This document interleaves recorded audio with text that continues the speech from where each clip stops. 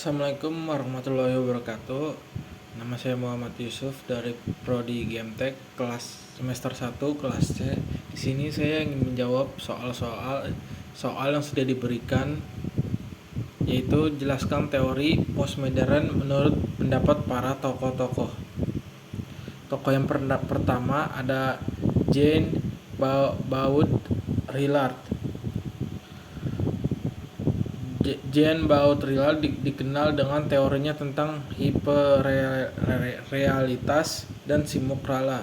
Ia berpendapat bahwa masyarakat kontemporer telah bergerak melampaui gagasan tradisional tentang realitas ke dalam dunia, di mana simulasi dan representasi lebih, di mana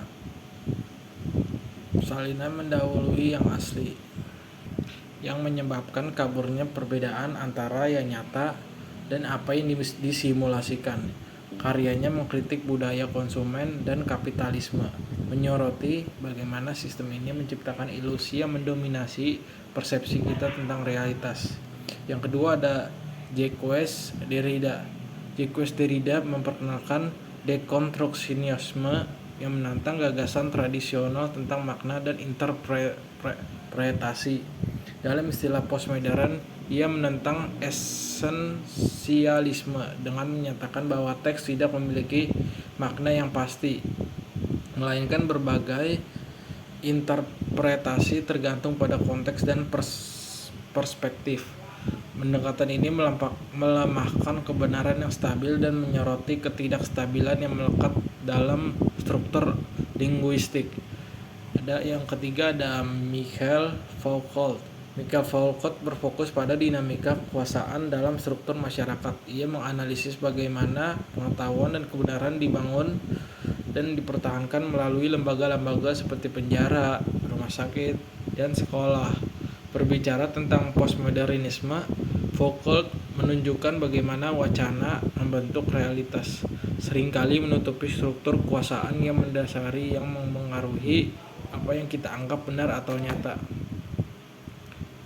Yang keempat ada Roland Barthes. Roland Barthes berpengaruh dalam pengembangan semiologi, studi tentang tanda, dan kritik budaya. Ia mengeksplorasi bagaimana simbol dan mitos membangun norma dan nilai sosial. Misalnya bukunya Mitologis meneliti objek dan praktik sehari-hari untuk mengungkap narasi mitologis dan mendasari yang membentuk pemahaman kita tentang realitas. Yang kelima ada Emmanuel Levinas.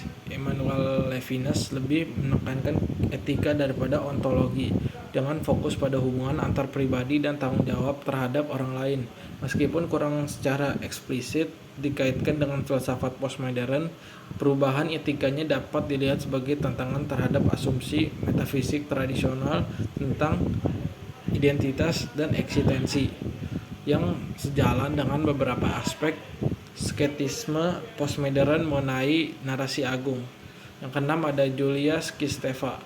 Julius Kristeva memadukan psikoanalis dengan teori sastra, mengeksplorasi tema-tema seperti subjektif, pembentukan identitas, dan peran bahasa dalam membentuk pengalaman individu. Karyanya sering mengkritik gagasan tradisional tentang jati diri dan realitas dengan menyoroti bagaimana keduanya dibangun melalui praktik linguistik dan budaya. Yang ketujuh ada Lach Irigaray.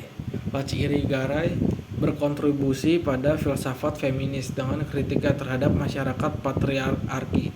Ia berpendapat bahwa pengalaman feminim harus dievaluasi ulang dalam tradisi filsafat barat, menantang narasi dominan tentang identitas dan produksi pengetahuan. Pandangan postmodern dilibatkan mempertanyakan kebenaran universal dan perspektif gender, mencari pemahaman yang lebih bernuansa tentang pengalaman manusia. Yang kedelapan ada Gilles Deleuze. Gilles Deleuze mengembangkan teori-teori kompleks tentang hasrat, perbedaan, dan proses menjadi. Ia menolak pandangan-pandangan esensialitas tentang identitas dan sebaliknya menekankan fluiditas dan multiplitas dalam semua bentuk eksistensi. Konsep-konsepnya seperti teori rimpang menyarankan jaringan daripada sistem hierarkis yang selaras dengan gagasan-gagasan postmodern tentang keterhubungan dan kompleksitas. Singkatnya, setiap filsuf menawarkan wawasan unik tentang pemikiran postmodern melalui kritik dan penilaian ulang mereka terhadap gagasan tradisional tentang realitas, makna, dan dinamika kekuasaan. Mungkin itu saja dari saya. Wassalamualaikum warahmatullahi wabarakatuh.